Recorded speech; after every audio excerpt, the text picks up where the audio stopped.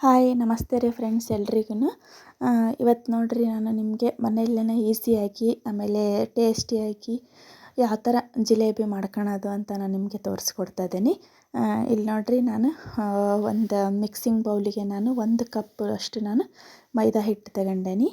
ಆಮೇಲೆ ಅದ್ರ ಜೊತೆಗೆ ಒಂದು 2ರಿಂದ 3 ಸ್ಪೂನಿನಷ್ಟು ನಾನು ಮೊಸರು ಹಾಕ್ತಾಯಿದ್ದೀನಿ. ಮೊಸರು ಆದಮೇಲೆ ಅದಕ್ಕೆ ಒಂದು 2ರಿಂದ 3 ಸ್ಪೂನಿನಷ್ಟು ನಾನು ಆಯಿಲ್, ನೀವು ತುಪ್ಪ ಇದ್ದರೆ ತುಪ್ಪನಾದರೂ ಆ್ಯಡ್ ಮಾಡ್ಕೋಬೋದು. ನಾನಿಲ್ಲಿ ಆಯಿಲ್ ಹಾಕ್ತಾಯಿದ್ದೀನಿ. ಆಯಿಲ್ ಹಾಕಿ ಇವು ಮೂರನ್ನು ಫಸ್ಟ್ ಒಂದು ಸ್ವಲ್ಪ ಮಿಕ್ಸ್ ಮಾಡ್ಕೋಬೇಕು.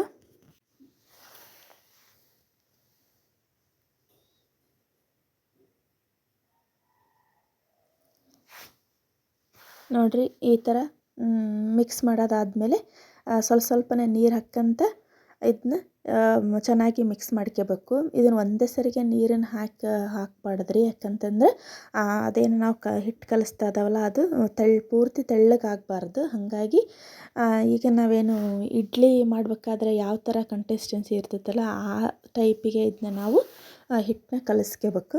ನೋಡಿರಿ ಸ್ವಲ್ಪನ ನೀರು ಆ್ಯಡ್ ಮಾಡ್ಕೊಂಡು ಇದನ್ನ ನೀಟಾಗಿ ಒಂದು ಸ್ವಲ್ಪನೂ ಗಂಟು ಇರಲಾರ್ದಂಗೆ ಇದನ್ನ ಕಲಿಸ್ಕೋಬೇಕು. ಈ ಹಿಟ್ಟನ್ನ ನೀವು ಎಷ್ಟು ನೀಟಾಗಿ ಸ್ವಲ್ಪನೂ ಗಂಟಿಲ್ದಂಗೆ ಕಲಿಸ್ತೀರ ಅಷ್ಟು ನೀಟಾಗಿ ಜಿಲೇಬಿ ಬರ್ತಾವೆ. ಒಂದು ಸ್ವಲ್ಪ ಗಂಟಿದ್ರೂ ನಾವು ಹಾಕಬೇಕಾದ್ರೆ ಜಿಲೇಬಿ ಕಟ್ ಆಗಿಬಿಡ್ತೈತಿ. ಅದಕ್ಕೋಸ್ಕರ ನೋಡಿರಿ ಈಗ ನಾನು ಈ ಕಲಸಿಟ್ಟೇನಲ್ಲ ಇದಕ್ಕೆ ನಾನು ಈನೋ ಸಿಗ್ತೈತಲ್ಲ ಆ ಈನೋನ ಒಂದು ಅರ್ಧ ಸ್ಪೂನಿನಷ್ಟು ನಾನು ಇದಕ್ಕೆ ಈನೋ ಹಾಕಿ ಒಂದು ಸ್ವಲ್ಪ ನೀರು ಹಾಕಿ ಇದಕ್ಕೆ ನಾನು ಮತ್ತೆ ಚೆನ್ನಾಗಿ ಮಿಕ್ಸ್ ಮಾಡ್ತಾಯಿದ್ದೀನಿ. ಅಕಸ್ಮಾತು ನೀವು ಜಿಲೇಬಿ ಏನಾದರೂ ಹಾಕಬೇಕಾದ್ರೆ ಇದು ನಿಮಗೆ ಕನ್ಸಿಸ್ಟೆನ್ಸಿ ಏನಾದರೂ ತೆಳ್ಳಗೆ ಅನ್ನಿಸ್ತಪ್ಪ ಅಂತಂದರೆ, ಜಿಲೇಬಿ ಏನಾದರೂ ಬರಲಿಲ್ಲ ಅಂತಂದರೆ ಇದಕ್ಕೆ ಇನ್ನೊಂದು ಸ್ವಲ್ಪ ನೀವು ಇದು ಮೈದಾ ಹಿಟ್ಟನ್ನು ಆ್ಯಡ್ ಮಾಡ್ಕೊಂಡು ಹಿಟ್ಟನ್ನ ಒಂದು ಸ್ವಲ್ಪ ಗಟ್ಟಿಯಾದರೂ ಮಾಡ್ಕೊಂಡು ನೀವು ಹಾಕ್ಬೋದು. ಭಾಳ ಚೆನ್ನಾಗಿ ಬರ್ತೈತಿ. ಆಮೇಲೆ ಈಗ ನೋಡಿರಿ ಅದೆಷ್ಟು ಕಲಸಿಟ್ಟು ನಾನು ಒಂದು ಸೈಡ್ ಇದಕ್ಕೆ ಸಕ್ಕರೆನ ಕರಗಿಸ್ಕೊಂಡು ನಾನು ಪಾಕ ಮಾಡ್ಕೊತಾ ಇದ್ದೀನಿ. ಸಕ್ಕರೆಗೆ ಈಗ ನಾವು ಮಾಮೂಲಿಯಾಗಿ ಏನು ಇದು ಮಾಡುತ್ತಿರ್ತಾವಲ್ಲ, ಜಾಮೂನ್ ಮಾಡಬೇಕಾದ್ರೆ ಏನು ಪಾಕ ಮಾಡ್ಕೊತೀವಲ್ಲ ಆ ಥರ ಮಾಡೋಂಗಿಲ್ಲ. ಇದಕ್ಕೆ ಒಂದು ಸ್ವಲ್ಪ ಕೈಗೆ ಅಂಟಬೇಕು, ಆ ಥರ ಇದನ್ನ ನಾವು ಮಾಡ್ಕೋಬೇಕು ಜಿಲೇಬಿಗೆ ಪಾಕನ. ನೋಡಿರಿ ಈಗ ನಾನು ಈ ಜಿಲೇಬಿ ಬಿಡೋಕ್ಕೆ ನಾನು ಒಂದು ಸೈಡ್ ಆಯಿಲ್ ಕಾಯ್ಸೋಕ್ಕಿಟ್ಟೇನಿ. ಆಮೇಲೆ ಒಂದು ಚಿಕ್ಕ ವಾಟ್ರ್ ಬಾಟ್ಲಿಗೆ ನಾನು ಚಿಕ್ಕದಾಗಿ ಒಂದು ಹೋಲ್ ಮಾಡ್ಕೊಂಡು ಅದಕ್ಕೆ ಏನು ನಾನು ಬ್ಯಾಟರ್ ಕಲಸಿಟ್ಕೊಂಡಿದ್ನಲ್ಲ ಅದನ್ನ ಫ್ರೆಂಡ್ಸ್ ಯಾರು ಏನು ಎಲ್ಲದನ್ನು ಕಲಿತು ಹೊಂದಿರೋಂಗಿಲ್ಲ.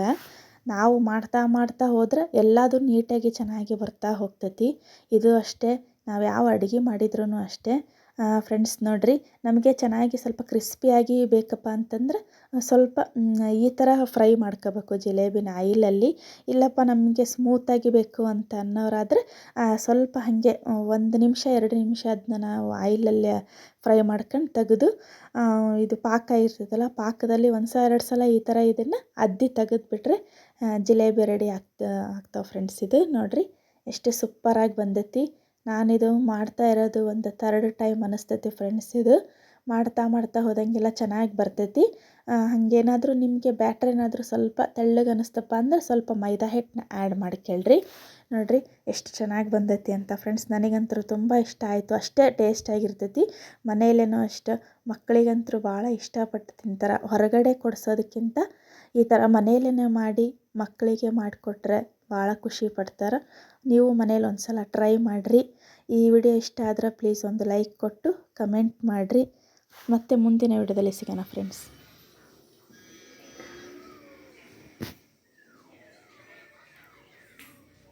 ತಿಂದು ಹೇಳ್ರಿ ಹೆಂಗಿತ್ತಂತ.